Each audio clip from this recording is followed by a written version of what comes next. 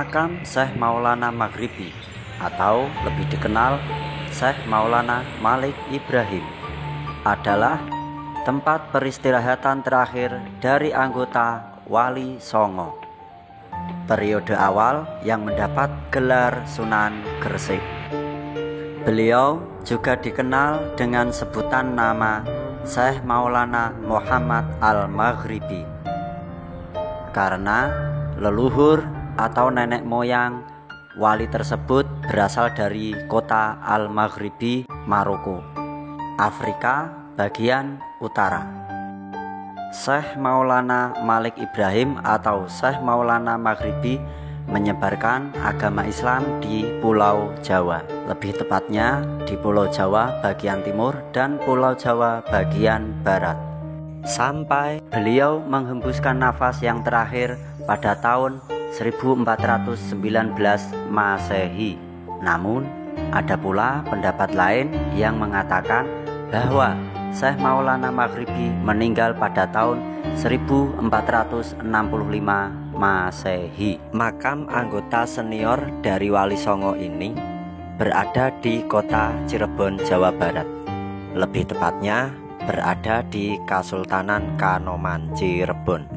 Namun ada juga yang berpendapat bahwa makam Syekh Maulana Al-Maghribi ini berada di kota Klaten, tepatnya di Jatinom, daerah istimewa Yogyakarta, lebih tepatnya di pesisir pantai Parangtritis. Juga terdapat makam ulama atau makam kiai yang disebutkan bahwa makam tersebut adalah makam Syekh Maulana Muhammad Al-Maghribi. Juga di tempat lain seperti di Batang, Jawa Tengah, Gresik, Jawa Timur juga menyebutkan hal yang sama, bahwa makam Syekh Maulana Al-Maghribi berada di tempat tersebut. Setelah sedikit bercerita tentang kisah atau perjalanan juga asal-usul dari Syekh Maulana Muhammad Al-Maghribi, saya tertarik dengan tempat ini karena di bahu jalan atau di sepanjang perjalanan naik ke lokasi makam terdapat sisa-sisa bangunan kuno, yaitu berupa komponen atau material sebuah bangunan pemujaan di era Mataram kuno. Komponen-komponen bangunan tersebut merupakan bangunan tempat pemujaan kuno atau yang disebut dengan candi. Karena secara kebetulan perjalanan tawasul saya ke makam Syekh Maulana Muhammad Al-Maghribi tidak jauh dari jalan terdapat sebuah tempat peribadatan atau yang disebut dengan musola dengan halaman yang cukup luas. Nah, di halaman tersebut terdapat salah satu komponen dari bangunan pemujaan kuno yang disebut dengan yoni. Yoni di sini merupakan salah satu alat atau bagian terpenting dari pemujaan Hindu kuno atau yang disebut dengan Hindu Siwa. Yoni ini memiliki pasangan berupa lingga, namun yoni ini dalam keadaan pecah pada bagian tertentu dan hilang pada bagian sisi pojok samping kanan dan samping kiri. Kalau saya menggarisbawahi sebelum kedatangan Muslim ke tanah Jawa atau sebelum kedatangan Syekh Maulana Muhammad Al-Maghribi ke tanah Parangtritis, kemungkinan bangunan ini sudah berdiri megah terlebih dahulu. Selain panorama keindahan pantai Parangtritis atau yang disebut dengan pantai selatan, banyak pula tempat-tempat bersejarah yang dijadikan tempat pariwisata.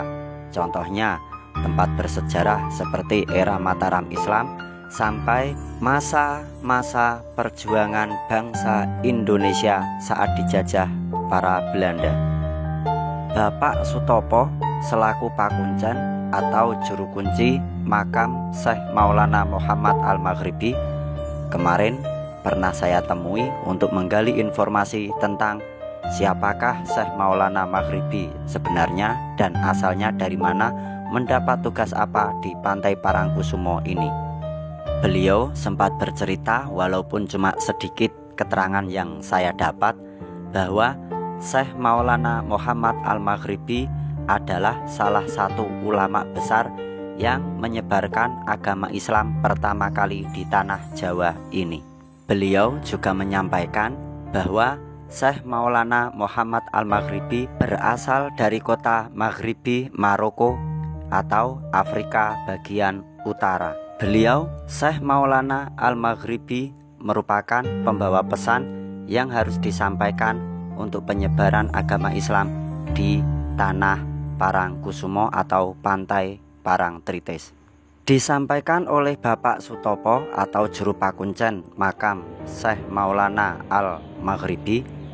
Pertemuan beliau pertama kali dengan Joko Dandung dan Joko Jantrung merupakan pertemuan yang tidak disengaja, bahwa diceritakan Joko Dandung dan Joko Jantrung merupakan dua orang sahabat pelarian perang di era huru-hara kerajaan Majapahit.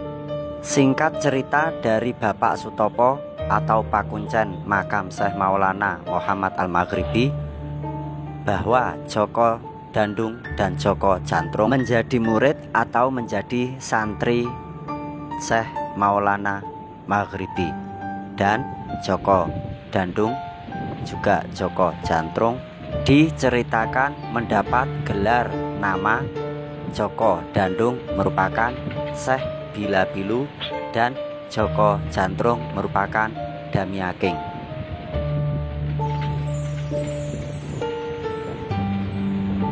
Simpan legenda rakyat, simpan cerita rakyat. Salam Nusantara.